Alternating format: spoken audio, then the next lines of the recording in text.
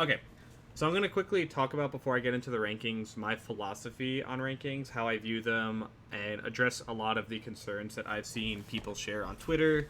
I saw Axe's rant about it on stream. I've seen a lot of people talking about it. I can't claim to speak for all of the panelists, but I'm going to give my personal take on it and how I approach it. So, the first issue is, what exactly are you trying to rank? Generally, I've been on panelists basically since I started playing Melee. I've been on Rochester Melee panel when I started in college, and the Western New York one, and then the Tri-State one I've done for like 3 years. Usually, and this is true with the MPGR, the question is some variation of, if you simulated a tournament with every player in the world every day of the year, who would do the best on average? So, a lot of important parts here. Every player in the world's in attendance, so chances are you're probably not going to run into the same people over and over and over again. Uh, Performances tend to deviate a lot throughout the year. Melee is not a game where you're going to perform the same throughout the year. So at every point in the year, a point is weighed, and from my perception of the definition, that means each point has to be weighed equally. Who would do the best on average? It's on a weighted average. It's on a recency average. So from my perspective, that means every point in the year has to be taken just as seriously as another point. And on average, so placing the best on average. Placing individually, I don't care about. So let's say I'm looking at your placements and I see 25th at Genesis. The average placing, theoretical placing, is what I care about, but individual placings don't matter. I've gotten 25th at Genesis losing to Mango and Axe.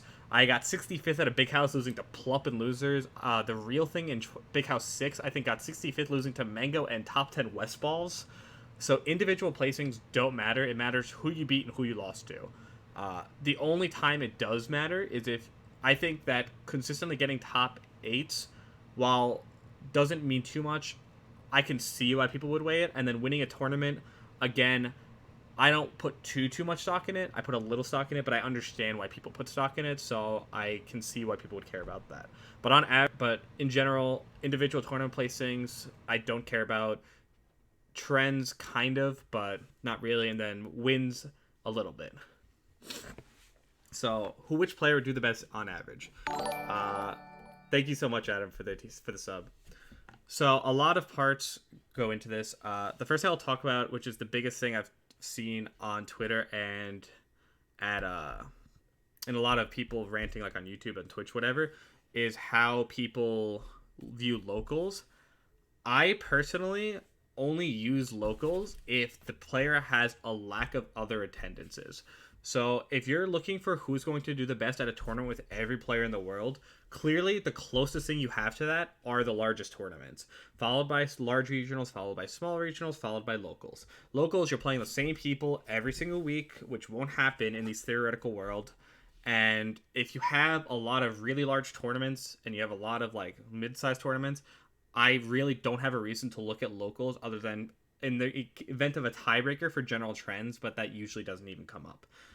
When we get a sheet for the rankings, we get a sheet that includes locals and doesn't include locals. And I'll be honest, I don't even look at the sheet that includes locals unless I absolutely have to, because someone doesn't have enough information to rank them. So I know a lot of panels feel this way, and I agree. I don't think locals matter. The only time I care about locals, when I look at the rankings, and sure, when we do rankings like on stream and stuff, we might look at them because this is the sheet we have. But when it comes to the end of the year rankings and the mid-year rankings, I can almost assure you that 80 to 90% of us don't even look at the sheet that have locals on it. We just don't care. If you have enough data from large events, we have no reason to look at them, because you could be sandbagged, you could be going secondaries, you could be going to support your scene, you could be drunk, whatever. And it doesn't even discount bar tournaments, and so it just gets really shady. Another issue I've seen brought up a lot, not so much in recent years, but I know people still talk about it, is legacy. I'll be completely honest, from my point of view, if you include legacy in your ranking, you are just completely ignoring the prompt. The prompt specifically says, based on every player's performances, if a tournament was simulated every day this year, based on those results, how would they place on average? Now, I've heard people say, oh, but performances last year indicate how someone will do at the beginning of this year. And while I kind of understand that, I also don't agree, because when you have a year's worth of data, I don't think that's relevant. Um, People can drop off, people can change drastically, even over the course of a month. We've seen it. We've seen people in the course of a month go from placing top 8 to getting like 65th consistently. And sometimes it's as simple as they run into a lot of bad matchups. That happens. It happens frequently, especially if you play a character that has really volatile matchup spread. That can happen. And so I think that argument, I can see it if the ranking is for a short period of time and you don't have a lot of data. I still don't agree with it, but at least I could see that. But when it comes to a year-long ranking, I don't think Legacy has any place or has any spot to be considered whatsoever in the ranks. The rest of ranking, it gets a little tricky. So I don't think there is a objectively correct way to do ranks when it comes to how do you weigh wins, how do you weigh losses, how do you weigh consistency. I don't think there is a really objectively correct way to weigh it. I think that is generally up to the balloters. I think generally that the balloters should be allowed to make that decision, and we can't even develop a mathematical model. And so if we can't, the point of a ballot system is to get a lot of different perspectives. Stuff. I'm gonna upload this to YouTube, so I'll check that after. So I think that it's really good that we have a ballot system because it allows for a lot of different perspectives. And I don't like when someone's like, "Oh, you're stupid for valuing consistency more than peaks," when as long as they have a good argument for why they do that and they're consistent, I don't see a reason why, if we have a ballot system or a panel system, you shouldn't want more people's perspectives, because it should average out. If you really think that someone's results were that good but nobody else sees it, then maybe that person didn't do a good enough job distinguishing their results. Obviously, sometimes you're going to run into people who don't do their due diligence. Sometimes people get overlooked. That happens. But no system's perfect. And as of right now, ELO doesn't work in a double elimination bracket. Ambi Sinister has so much literature on why you can't actually look at stuff like that and go to a lot of these mathematical models for ranks. And I would highly recommend reading them if you're one of those people, because I think it's really important to understand. So I think it's really important to get a lot of different perspectives and just establish some basic guidelines of what you can and can't use in your information. That's my take on it. And the last thing I wanted to talk about is someone who doesn't attend a lot of tournaments, so activity and time frame. If someone is not as active as someone else, it's really important to look at why. I think, and this next point is definitely a perspective thing, and I could see arguments the other way too.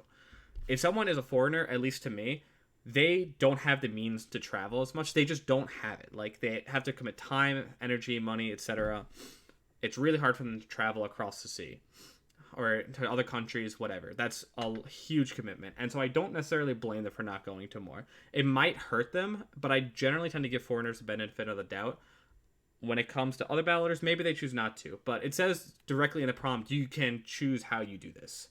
So for that argument, I think it's just up to the panelist. I personally give leeway to foreigners because I think that provided they're attending stuff in their own country, if there is stuff, or in their own continent, that you shouldn't penalize them if they're trying their best. I know it gets a little tricky because some people literally just can't afford it in the United States, and it's like, oh, but they can't afford it, but these people get a pass because they're just far away, but like, I physically can't afford it either. And I understand that, and I feel bad for that, but there's so many people we have to look at that someone's going to get screwed by the system. And while that's not a great answer, in my opinion, it's best we have right now, and I can't really do more than that. And then the last opinion I want to give is on someone who only attends tournaments in a certain time frame. This comes up most notably with Wizzy. Even if Big House did not happen, I would not put Wizzy top 3. Zero chance I would put him top 3. My reason being, I cannot, by the prompt, a tournament simulated every day of the year by the results. By that prompt, I don't have enough information to rank him. And so I'm either going to penalize him as heavily as I can, or I'm going to leave him off the ballot entirely. The reason being, if all of your events are in a 2-month span, and I just talked about the volatility of brackets, how people can change throughout the year, people can adapt. I cannot, extrapolate what you're going to do over an entire year from you just attending an event in a span of 2 months. There's so much missing data there. There's so many matchups you're not going to play, so many people you're not going to run into, and you could have just had a hot streak. You could have just had a cold streak. I don't know. So I will not rank people like that, and I will definitely not put them as highly as I've seen other people put them. It was different for the summer because it was like half the year, but for the full year, no. If he had not attended Big House, I still would have put him pretty low. So I think that covers more or less everything I wanted to talk about. I'll actually look at chat now and stuff, so sorry for ignoring.